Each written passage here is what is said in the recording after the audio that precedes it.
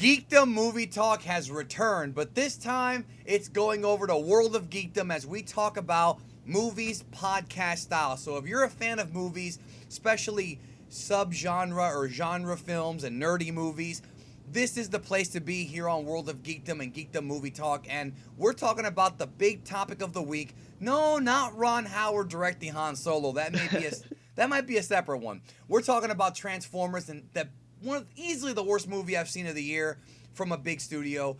And we're talking about Transformers The Last Knight. Did this movie kill the franchise? Did this movie, the franchise may have already been on life support. We're going to give you the numbers on that here in a moment. But did this movie really, really hurt Transformers to where there's no coming back? We're going to find out. Not to mention that we already know they're going to be doing a Bumblebee prequel, so is that going to be affected? All of that will be discussed. Joining me, though, I am, of course, Big D, the creator, I guess, of World of Geekdom. And joining me on this edition, get used to his voice, as he'll be on the majority of these. I guess he'll be like a recurring co-host. Please welcome from Reel to Reel Productions, Mark. What's up, Danny? Thank you for having me on this. This is actually really exciting because I don't think it's been a very long time since you've actually done these, and since I've actually been on a movie talk with you, really. It's been like months, yeah, because it's a lot for Geekdom 101 because there's so much Dragon Ball news, so I just said, screw it, let's bring it back, let's put it on World of Geekdom. That's what this is. Again, folks, podcast style. Don't expect fancy graphics here. It's just going to be us talking. Put it on the background when you play your video games, or if you're at the gym, or if you're going on the bus to work or school. That's what these are for. So we're talking about Transformers. Now, I don't know if we're going to get into major spoilers here. I don't think we need to, okay? But needless to say, Transformers The Last Knight was a terrible movie, and I'm not the only one who thinks so. Rotten Tomatoes has it at 15%. I think that's way too high. The Transformers movies have not ever really been masterpieces, but the first one was fun. The third one was kind of cool. The second one, not very good. The fourth one was pretty boring. This one was not boring, but here's the weird thing, Mark. They threw so much at you in this movie. Like, there was so much stuff going on with every single scene, and it was just jump cut, jump cut, jump cut. You know, I said before we started recording that it literally felt like a little kid getting his first camera and zooming in and out, back and forth, or like a kid getting a $35 million budget for a movie, or $1 billion or whatever the budget was, and just trying to cram 6 hours into 3 hours. Like I said, it was like watching a 6-hour movie on fast forward, because it was just boom, boom, boom, boom, which is just poorly edited, poorly constructed. It was just not very good. They're all like this, but this one was worse. And the whole thing is, what's the future of this franchise? Now, you, after doing some research, determined that Transformers 2, which was the Revenge of the Fallen film, very disliked movie, may have been the first nail in the coffin, but not the only nail. So go ahead and get to it. Yeah, just to kind of briefly go over this, one of the things I focus on a lot when it comes to just movies in general is how they do at the box office, because I really do think it's an interesting way to kind of put your finger on the pulse of the general audience and what it is they want to see and everything like that. When it comes to quality, though, like I said before we started recording, haven't had a chance to see The Last Knight. I do intend to, despite your review. And just to plug your video, honestly, anyone who hasn't seen that review and wants the spoilers should really go over to that one, because it's hysterical. The spoilers are at the end of the video, though, so if you haven't seen it, I mean, let's be real. I'm going to be very real with you. It's so bad that the spoilers don't even matter. I'm just being real.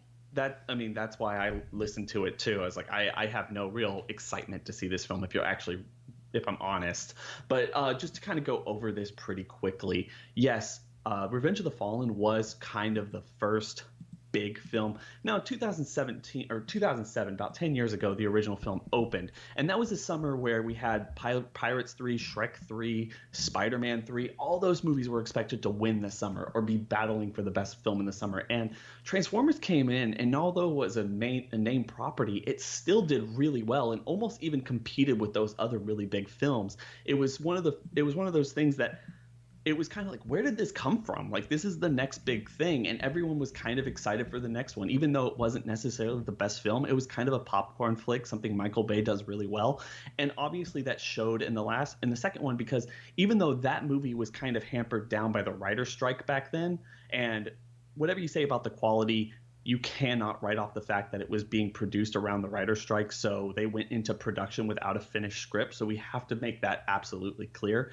But that movie at that time opened in 5 days to over $200 million in the box office. And at that time, the only other movie that rivaled it, and of course, this is definitely just almost a This was decade years old. ago. This is 2009. So Yeah. obviously 10 million Marvel movies have already beaten it. But yeah, right. It was big back then is what you're trying to say. Yes, it was. It was huge back then. And the only other movie that rivaled it in terms of fast openings was The Dark Knight. And you got to remember where we were in the landscape at this point. Dark Knight made $200 million in 5 days back in 2008. It was unheard of back then. I mean, the Avengers hadn't come out and made 200 million in 3 days. I mean, it hadn't happened. And then obviously, The Force Awakens is just a completely other beast in general. But this was kind of unprecedented. We didn't necessarily know anything that movie could actually do this back then. And the fact that we got two in basically a little over a year was just basically jaw dropping. And at that point, the Transformers movies seemed like they were going to be the next big thing. Yeah, the next big franchise, you mean? And it was, yeah, like the next big franchise that was going to last maybe 5, 6, 7, 8, 9, 10 films if it could continue this type of pace and excitement. But like you said, never really a critical darling. Did it really matter? Well, I guess it really did, because basically 2 years after that, Dark of the Moon opened up and it slipped pretty heavily domestically, although it became the highest grossing internationally, because China at that point was actually starting to become more of a dominant force in the international market. And that's why. I mean, that's the real reason. It's not so much the quality of the film, it was how fresh it was to them. Because Yeah. I will say this, Transformers 1, the first one, I do not think it's a bad movie. It's got issues, yes. It's a fun movie. I had fun watching it. I've never had an issue watching it at all. The second one blew chunks. You know, it really did. I think the fourth and fifth one are worse than the second one. I know that some folks don't agree, and that's cool. You don't have to agree. And it's too bad, because Dark of the Moon's actually pretty decent. But what you're basically telling me is that Revenge of the Fallen was seen as being so bad that it actually hurt the franchise, like significantly. At least in the domestic market. But like you said, China and all these other international markets really started picking it up. And Transformers is really good because it's been around so long. It is a good kind of marker for just how important the international markets has become to these particular huge budget franchises. But then after that movie came out, they were doing basically a movie every 2 years. They obviously took kind of a step back and started making them every 3 years with Age of Extinction. Now that took a huge hit domestically, and it really took a step up internationally to the point where it was actually able to be the second film in the franchise that was able to make over $1 billion. But you have to remember, even if you're looking at those numbers individually, the market had changed so dramatically since 2007, when the original film opened, to 2014, that making $1 billion in 2014 was pretty much expected, like it is today. So given the fact that what we've seen right now, considering we're recording this on Thursday, and we're going into basically the last night's opening weekend, we've only seen this movie open up to $15 million yesterday and Wednesday. That's really bad. To put it into perspective, Age of Extinction opened up with $40 million. Now, to put it into even further perspective, that also opened up on a Friday, only a 3-day weekend, not a 5-day weekend. But Age of Extinction in 3 days made $100 million, when they're expecting the last night, the most recent one, to only make $75 million domestically over a course of 5 days.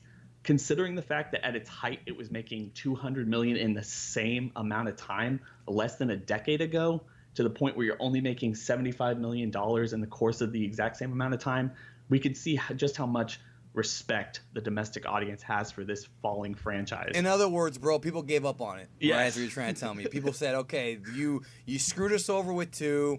4 was a snore fest, and I don't even know what I'm guessing most people didn't even see 5, because I'll tell you this much, real talk. I know that the Tuesday premieres weren't heavily hyped. I know a lot of people who forgot that this movie was going to be out on a Tuesday. The movie theater was pretty empty, dude. Like, it's Transformers. It's a nostalgic property. It's tied in with toys. It's tied in with, a popcorn movie. It's the summertime. Kids are out of school. They don't have to go to school on Wednesday. You would think there would be more. And I'm telling you this right now. I was there opening night for Transformers 1, and that was at an obscure movie theater that was not even a big one in my city. It was actually in the outskirts of the town, and it was freaking packed. So the reality is, and that's just my perspective, of course, they've given up on this. So here's the next question, though. We're not done, because the film ends with a semi-cliffhanger. There's going to be a next one. Michael Bay says he's out, but he said that after 4 as well. What do you think needs to happen with not just the Bumblebee spinoff, which is directed by Travis Knight, but the next Transformers film afterward? Because Travis Knight is a different kind of director. I think he might actually do it, but this is going to be the beginning of a Transformers cinematic universe. Are people going to care, is the question. I mean, I don't think so. I'm sorry, but I don't think they're going to care. I mean, it's possible that they don't care. And honestly, if I was Paramount, I'd be a little bit worried by the numbers that are even coming in. I mean, we don't know international numbers. We won't know. But you got to imagine they're a little bit worried. This is obviously getting a bit exhausting for people. It's not as big of a spectacle as it was 10 years ago. And it's obviously showing people aren't as excited. These movies aren't doing very well critically. When you look at Bumblebee, I think having a shot in the arm, basically not having Michael Bay direct when he basically said he was done after 3 and then done after 4, and now he's done 5 of these things. He has an interesting sensibility as a director, but we've seen him do this. He's been enamored in this universe for far too long, and it just has his reek all over it, I think. And that's one of the big issues with these films, is they're not pushing any boundaries anymore. And considering the fact that they've said the Bumblebee movie will actually be more of like an Iron Giant type of film, I would think that they're going to tone it down, make it more kid-friendly maybe. I mean, I like Bumblebee, but can he carry his own movie, man? You know, that's the question. Yeah, I mean, who knows, especially if it is like it's set in 1985, especially since he shouldn't be able to talk then. And I'm not sure. It's been so long since I was the first one, whether or not it was implied that he had never used the radio to speak up until that point because he didn't have to, or whether he did that anyway. But given the fact that they might make that film, in fact, tone it down a little bit, make it just a film, maybe government conspiracy. You know, in the first film, they kind of talked about how they became aware of these robots in the past and they were using it to basically build technology throughout. Maybe that's the story they can tell with Bumblebee. And I would actually be really interested to see that, because it is them trying to basically kidnap, whatever protagonist they get, Haley Steinfeld, if I said that last name right. She's a wonderful actress, but if they have her, Bumblebee, and it's basically like an E.T. type film where the government's trying to kidnap him in order to actually, I guess, study him, that would be kind of cool. Like E.T. meets Transformers. But how does that push us forward other than just giving us basically a slice of life of a Bumblebee film? I'm not necessarily how it drives the story. Yeah, nor do I know if it's even going to be that interesting, because, like, people go see these movies to see the Autobots and Decepticons fight. That seems like a huge waste of time. I'm just being honest with you, and I have nothing against Bumblebee. It just seems like a waste of time. Not to mention where it's getting ridiculous now is, you know, these movies have to make money. They need to make money, or else other movies are not going to get made. Paramount will say, you know what, we're done. We can't be blowing money on this thing. They're supposed to do a Transformers cinematic universe, and then in addition to that, here's where it's going to get wacky. They were planning to do a G.I. Joe, Transformers, Hasbro cinematic universe. So the idea is a cinematic universe within another cinematic universe. The problem is, if these movies don't make money, because G.I. Joe was panned as well, and these movies are popcorn films, that's great. But if people actually start giving up on them, and they can't even pull the popcorn crowd, the casuals, it's not going to happen. It's just not going to happen. Michael Bay said in April that there are 14 stories completed for future Transformers movies. 14! I just feel like, dude, how? So, last question here. Where do we go with Transformers 6? All right, now, without going into spoilers, there's a semi-cliffhanger at the end of 5 where things seem a bit unresolved. So where do we go with 6 here? Do you think it's time to change directors and writers, and who do you have in mind to direct that movie? Who do you think would be good at directing a Transformers movie that is not Michael Bay? Or do you think Bay should come back? I think after this monstrosity that was freaking last night, he's done. And I'm not a Michael Bay hater. I like a lot of his films, believe it or not. Bad Boys was good, The Rock was good, Armageddon was good, Transformers 1 was fun. They're fun movies. This was an abortion. Who do you bring in? Should Travis Knight get to do that one? Who else is there? You know who I would bring in, honestly, now that you're talking about it, I hadn't necessarily thought of it before. I would want, without a doubt, I think he's one of the best. The best. Ron Howard. No, oh God, no. That's a whole nother video. But I honestly would love to see Matthew Vaughn direct a Transformers movie because he has such a weird sensibility that's so cartoonish.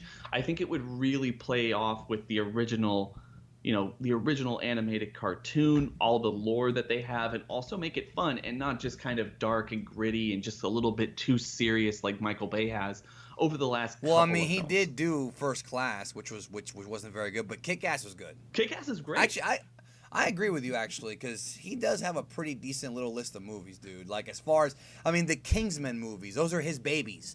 If he can do a Transformers movie like a Kingsman movie, and I think he would put a focus on the robots, unlike Bay. Mm-hmm.